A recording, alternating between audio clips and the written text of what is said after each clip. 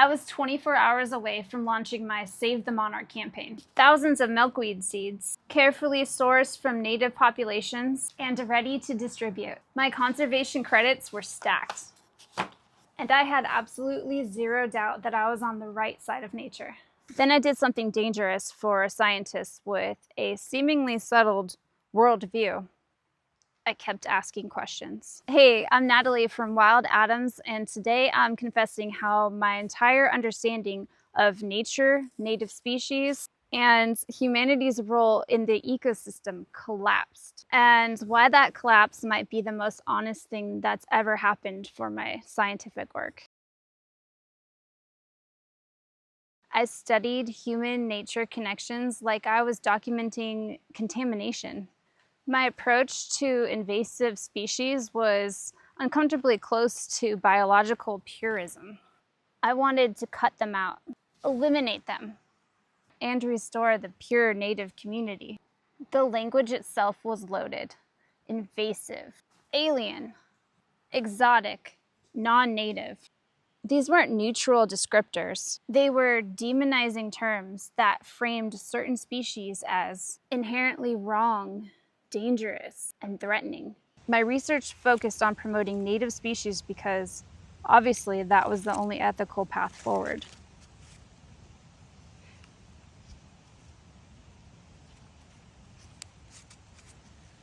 I believed in a myth of a balanced ecosystem, that nature, left to its own devices, maintains equilibrium, that there was a correct, stable state that we needed to restore and protect, that native communities were inherently superior because they represented thousands of years of coevolution to create a perfect harmony.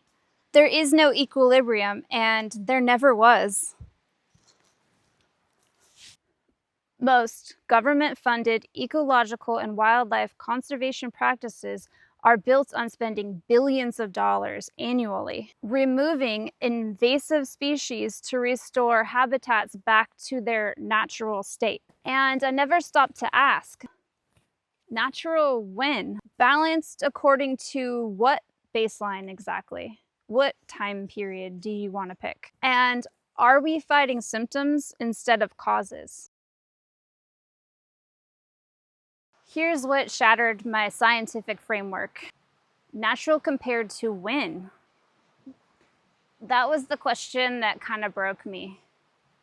Every time I said, restore this ecosystem back to its natural state, I was making an arbitrary choice about which point in geological time counted as real nature. Was it 1850? It had to be before European contact. Definitely, probably before the last ice age. Last Tuesday before lunch. But here's the bigger issue. That balanced ecosystem that I was trying to restore, it never existed. Paleoecological records show constant flux. Floods, fires, droughts, disease outbreaks, population explosions, and crashes. What we call stable, which is probably like old growth forests, are just a snapshot of a system that's been through hundreds of disturbance cycles. That pristine wilderness early settlers found in North America had been shaped by thousands of years of indigenous fire management, cultivation, and landscape engineering. Even the Amazon rainforest, which is our ultimate symbol of untouched nature, is largely a 4,000-year-old agricultural project. Those Brazil nut groves planted, the fruit tree distribution, were all cultivated by civilizations larger than most modern nations. Nature doesn't do equilibrium. It does succession, disturbance, adaptation, and constant change. The balance of nature is a comforting myth we tell ourselves.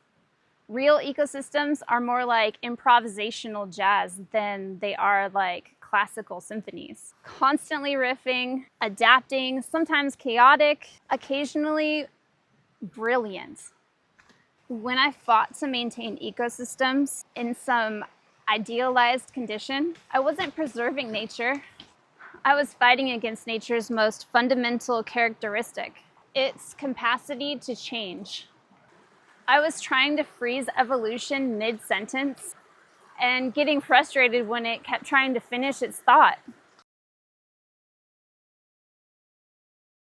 I knew humans and nature were connected. I just had no idea how ancient, how deep, and how total that connection really is. As someone who studies human-nature connections, I understood we weren't separate from ecosystems. That is my whole specialty. But I had this mental model that human existence was more of a recent overlay on otherwise independent natural systems. Humans affected nature, sure, but nature must have had its own underlying trajectory that we were surely disrupting, right? Then I started looking at the actual timescales, and that model completely collapsed. We've been altering landscapes for, at the very least, over 2 million years.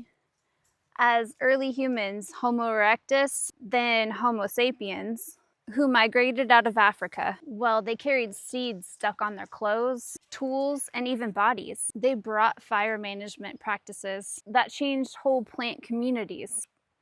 Their hunting patterns even altered which seed-dispersing animals thrived. Even the walking trails created corridors for certain plant species to spread. Every human migration was a seed dispersal event. Every trade route was a species highway. Every settlement was an ecosystem engineering project.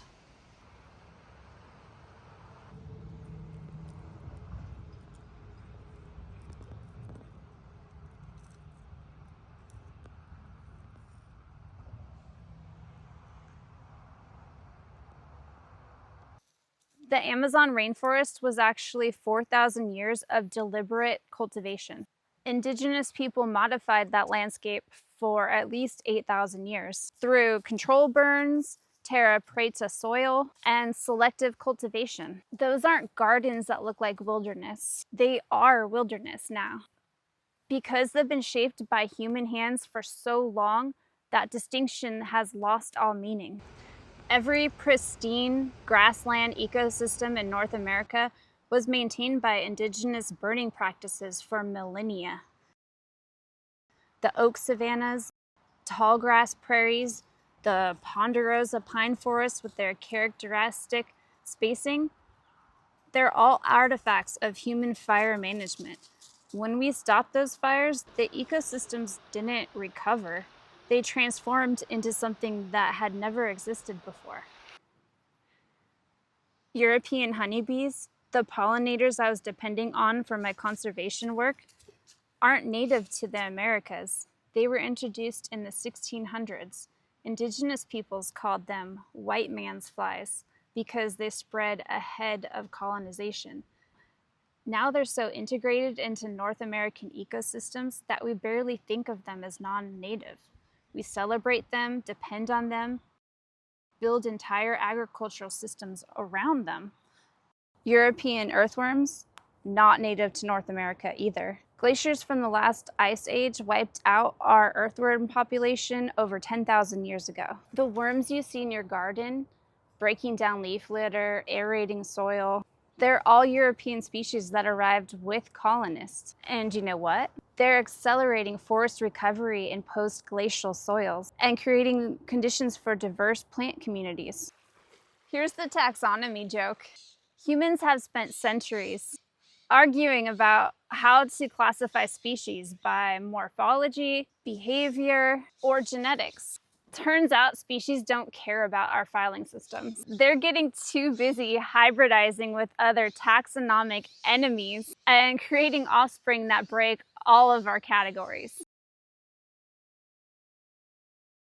When a non-native species thrives, it's often filling a need that wasn't met and revealing that our ecosystem's health was already compromised. This is where the enemy release hypothesis gets flipped on its head. Traditional invasion biology says invasive species spread because they left their natural predators and diseases behind. But that just assumes that ecosystems are passive victims. Here's the better question. Why is your ecosystem so vulnerable that a species without local co-evolved relationships can so easily dominate it. Healthy, intact ecosystems are remarkably resilient to colonization, and most introduced species fail to establish. The success rate is actually quite low. The ones that do succeed are either filling empty niches or exploiting ecosystems that are already stressed. Let's take zebra mussels in the Great Lakes. Vilified as one of the worst invasive species in North America. They clog pipes, cost industries millions, and outcompete native mussels. But here's what we don't talk about. Zebra mussels have created the clearest water the Great Lakes have seen in over a century through their aggressive filter feeding. Some fish populations have actually boomed. Diving duck populations increased because they can see their prey better.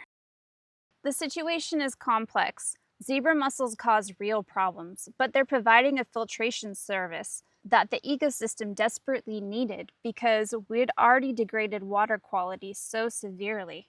Should we spend billions removing the symptom while ignoring the pollution and nutrient loading that created the problem? This is propagule pressure in motion. Most introduced species fails. The ones that succeed are responding to something. An empty niche, a stress system, changed conditions. Their success is information about ecosystem state, not evidence of their evil nature.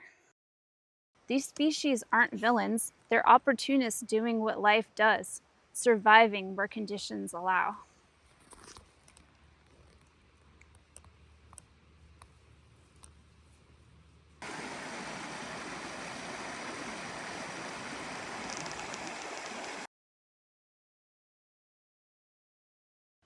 I was trying to save a species that only exists through extreme mutualism, the most fragile strategy in ecology. Monarch caterpillars can only eat milkweed. It's their sole food source in that life stage. The milkweed is also their home and their protection. The toxins they sequester from milkweed make them unpalatable to predators. Milkweed is their entire world. In return, the milkweed benefits from the monarch's pollination. Textbook mutualism. But here's what ecology textbooks also teach. Specialists are inherently vulnerable. When you can only eat one thing, can only live in one specific type of habitat, depend on one specific relationship, you're betting your life on all of those conditions remaining stable. I was promoting milkweed for monarchs while the habitat was actively shifting. Habitats were fragmenting, and the conditions that allowed the specialist formations to occur were changing faster than evolutionary adaptation could match. Was I helping to prepare monarchs for a changing world? Or was I trying to preserve a relationship that might not be viable in future conditions?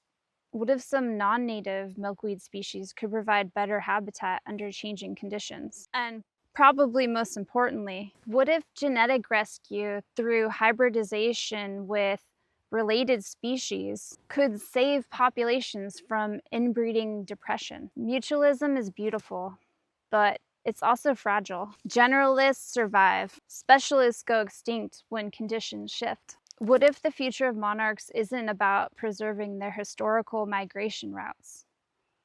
What if it's about supporting the butterfly's capacity to adapt to radically new conditions, even if that means accepting novel solutions we previously weren't entertaining?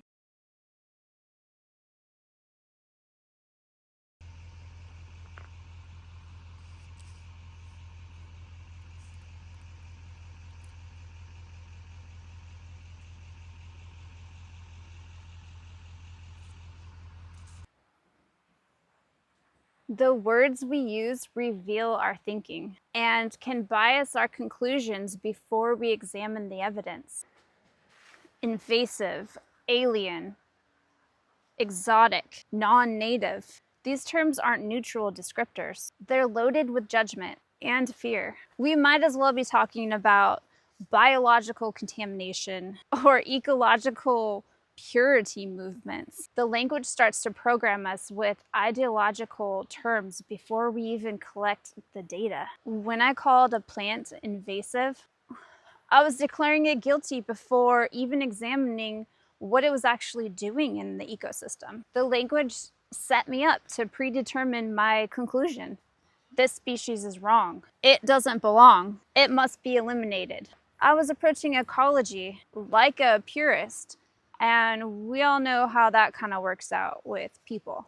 Maintaining authentic communities. That's deeply uncomfortable to admit, but the parallel is real. I was advocating for ecological cleansing.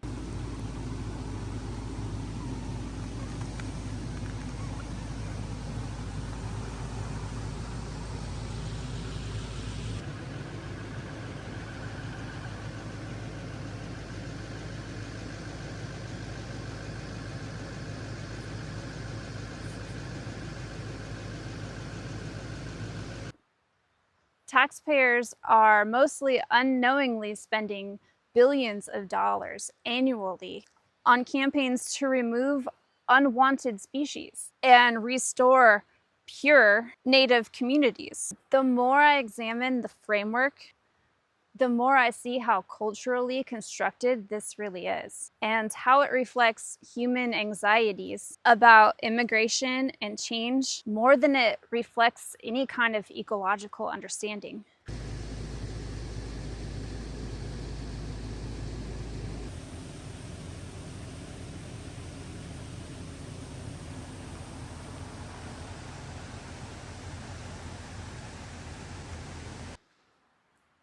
Meanwhile, the organisms themselves don't even recognize these categories. A bee doesn't care whether a flower is native or naturalized. It cares whether there's nectar. Sweet, sweet nectar. A forest doesn't care whether the earthworms that are decomposing leaf litter arrived 10,000 years ago or 400 years ago. It cares whether the nutrients are cycling. Here's another taxonomy joke that's not really a joke. We've been revising species boundaries for 250 years. What we called separate species last decade are now subspecies. What we recognized as subspecies we now call separate species. DNA analysis reveals that pure species are actually hybrid swarms. Nature doesn't read our taxonomic keys, and frankly, she's not impressed by our categories. The demonizing language kept me from asking functional questions. What is this exact species doing? What need is it filling? What would happen if we removed it? And is the ecosystem healthier or less healthy with it present?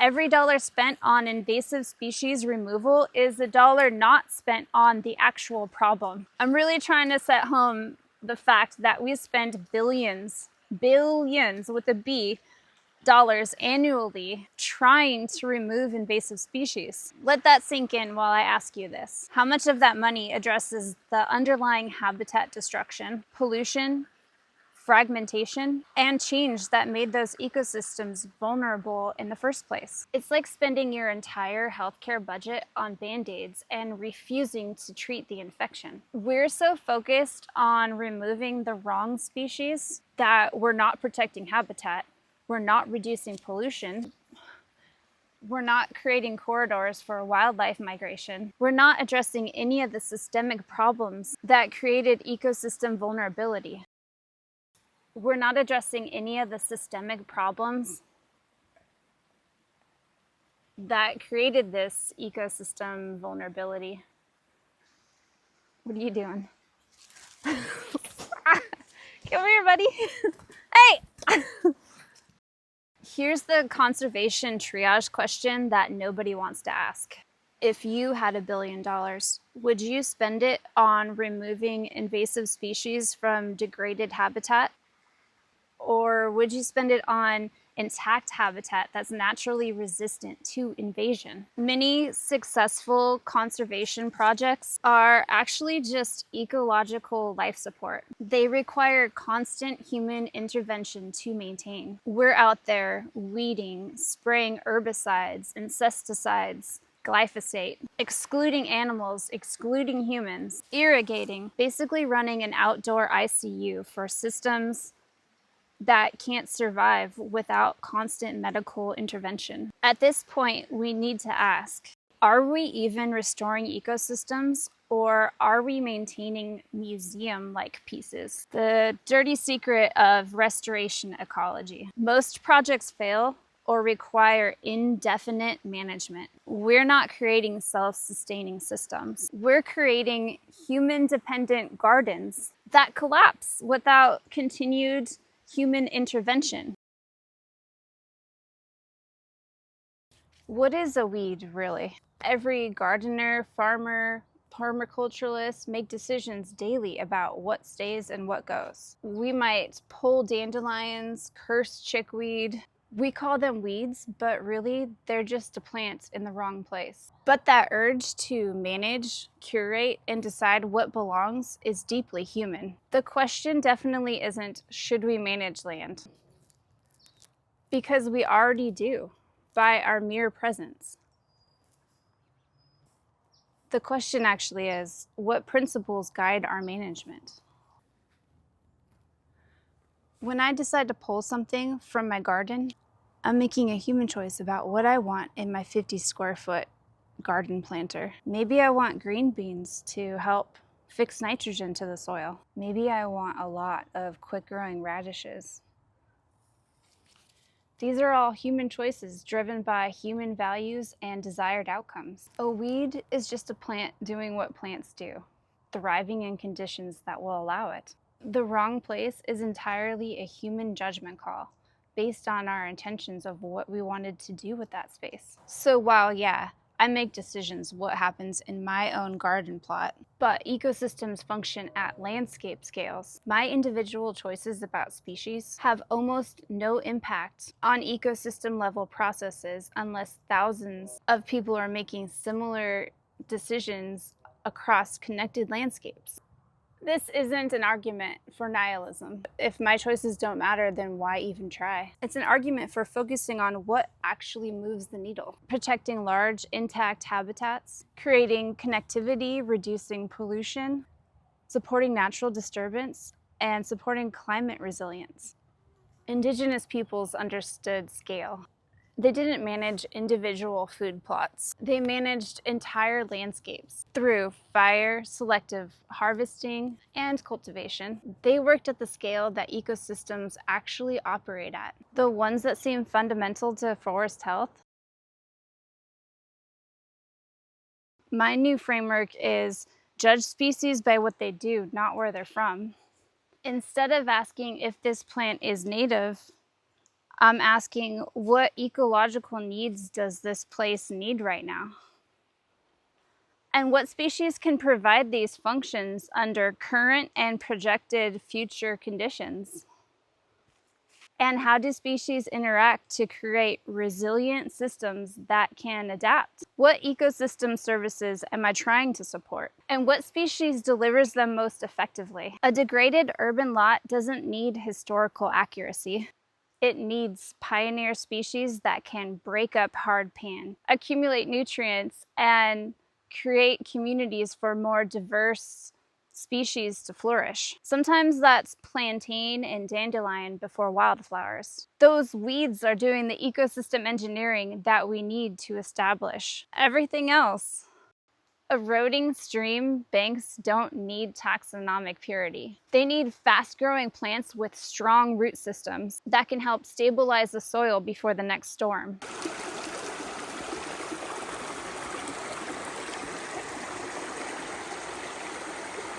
Sometimes that's native willow, sometimes that's other species that can do the job even better.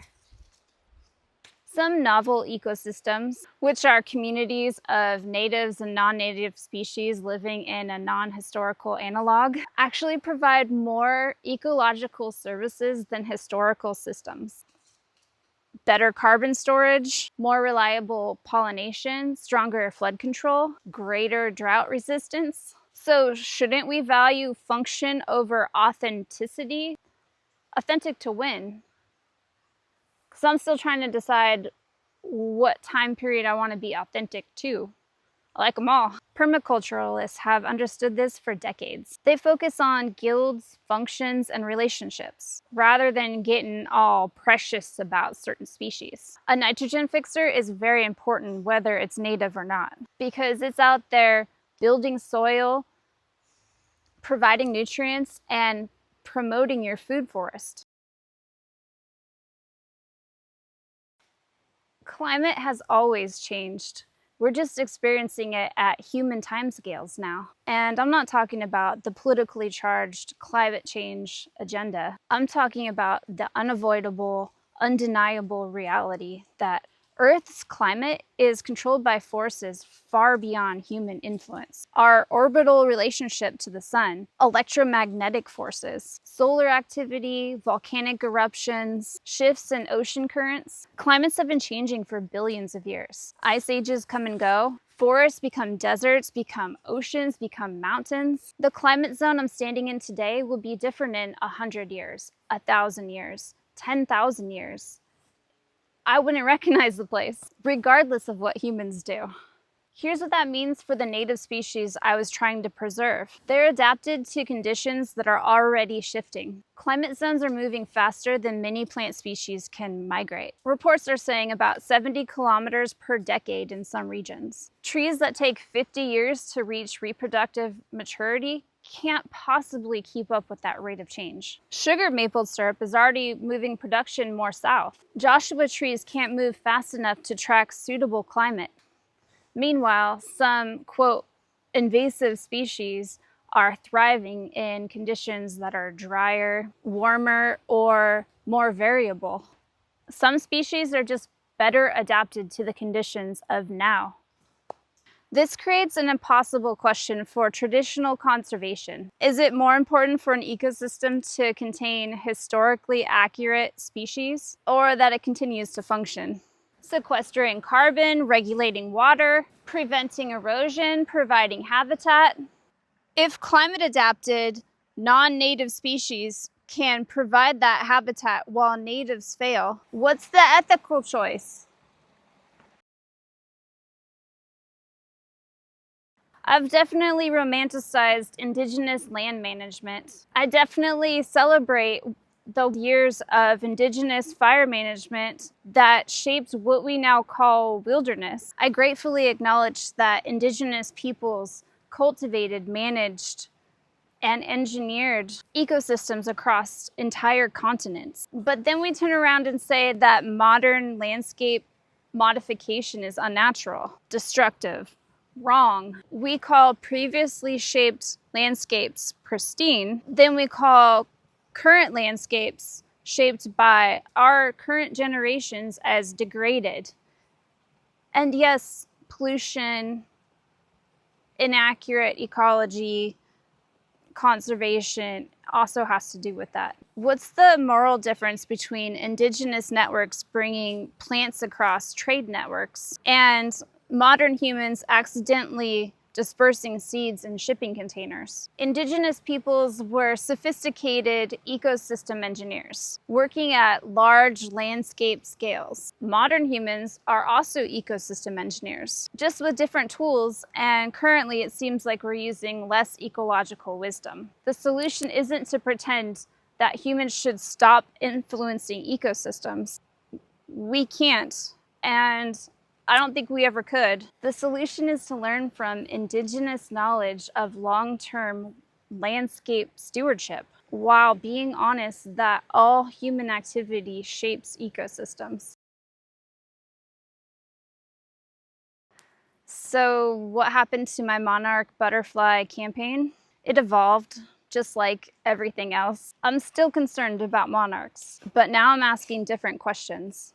What factors are limiting their populations across their range? What novel solutions might nature be developing? How do different milkweed species, both native and introduced, support monarchs in different climate scenarios? Instead of spending energy only promoting native plants, I'm asking, what functional diversity does this landscape need? What novel solutions might nature be developing? What species will be resilient under future climate conditions? And can we create habitat corridors that create adaptation rather than just preservation? My role as a scientist that studies human-nature connections has shifted from being a judge to a steward. I'm not here to spread the bad news about how humans are messing up our pristine wilderness. I'm trying to understand how we can be better evolutionary partners in a system that's been co-evolving for millions of years. Are we really going to continue to spend billions replacing invasive species that are providing crucial ecosystem functions in degraded habitats? Are we reducing ecosystem resilience by maintaining historical species that haven't adapted to modern climates? It seems like our attachment to native species is more of a cultural identity. We're treating our whole classification taxonomic system like it was destiny, like it was the pinnacle of evolution before we came around and messed it up. When actually species boundaries are fuzzy, human constraints that nature routinely ignores. What if some species that we're eliminating could help ecosystems survive inevitable planetary changes? What if successful restoration requires that we can't recreate the past? I think all we can do is help steward functional futures. What if the degraded, novel ecosystems that we so easily dismiss are actually nature's first draft of new communities and evolved ecosystems? We're interfering with nature, and we're acting like we know more than nature, which we clearly don't. And here's the question that keeps me up at night. What if the distinction between restoration and gardening is just a matter of scale? And I think we would get better results if we all just admitted that we're gardening at scale.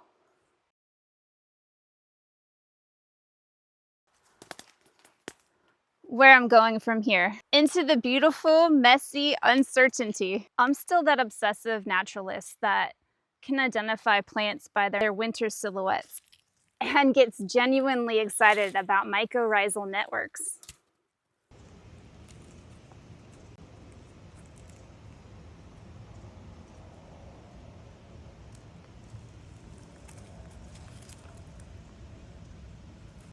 I still totally geek out over taxonomy, even though I now understand that species are more like electron cloud formations than they are discrete, separate species. But I approach landscapes differently now. I see vacant lots as experimental plots where nature is testing new species combinations under Anthropocene conditions.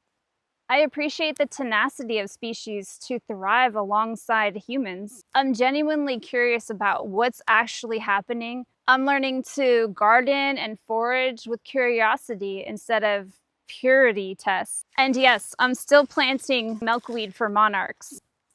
The wild isn't what I thought. It's messier, more pragmatic, more hybridized, and far more ancient in its human partnership than my tiny categories allowed. And that's what makes it more remarkable. So here's my challenge to fellow gardeners, land managers, and anyone navigating our relationship with nature. What if we stopped trying to preserve arbitrary historical moments and started to help ecosystems adapt to inevitable change? What if we judged our success not by species purity or historical accuracy, but by ecological function, resilience, and the capacity to support diverse life, biodiversity, and of course, including human life in this dynamic world? This doesn't mean abandoning care or accepting ecological destruction. It means being honest about what we're doing, why we're doing it, and what is actually working. Please subscribe to Wild Atoms, where we're going to explore more of this messy, complicated, beautiful reality of being a human in a world that we've been shaping and has been shaping us right back. Nature doesn't need our permission to evolve, but it might need our partnership. Honest, humble, and focused on function over fantasy to thrive. Thanks for watching, and you can support my research by watching more of my videos or even visiting my shop on my website, wildatoms.com. Thank you. The ones that do succeed are filling empty niches. Niches? Niches. Niche.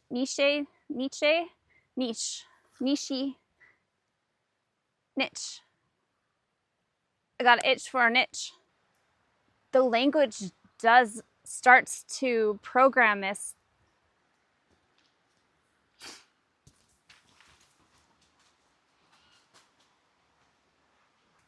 What is this